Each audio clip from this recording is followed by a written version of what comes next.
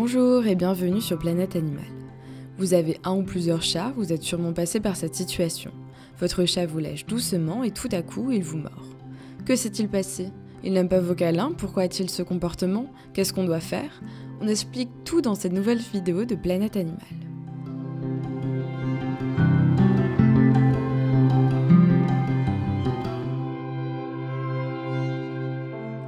Bien que nous soyons des tuteurs expérimentés, il n'est pas toujours facile de comprendre ce que notre chat essaie de nous dire. Il est donc essentiel de lire des articles sur l'éthologie des chats, de consulter notre vétérinaire pour connaître les doutes que nous avons et surtout d'être attentif à son langage corporel. Pourquoi un chat mord et lèche? Il n'y a pas une seule façon d'interpréter le léchage de chat, ainsi que les morsures et encore moins si on parle de léchage et de morsures ensemble. Nous allons donc essayer d'expliquer en détail le but de ces comportements caractéristiques de cette espèce. Mais avant d'expliquer ce que ces deux comportements signifient, n'oubliez pas de vous abonner à notre chaîne pour tout savoir sur les chats, les chiens et les autres animaux. Pourquoi les chats lèchent-ils?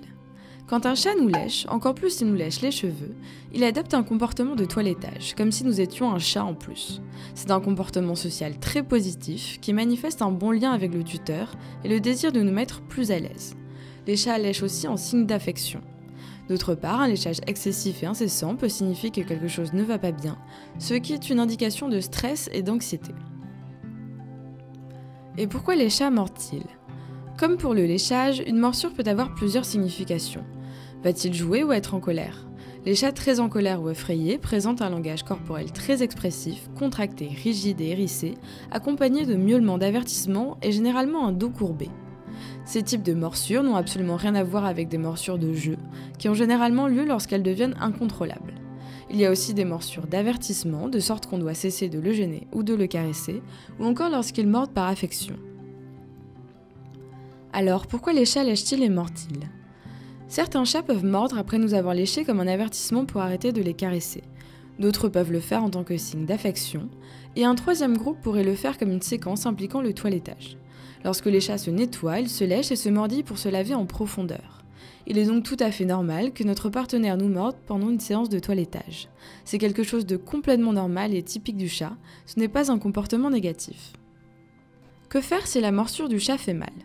Il se peut que notre chat, en nous mordant, nous fasse mal. Comment devons-nous réagir?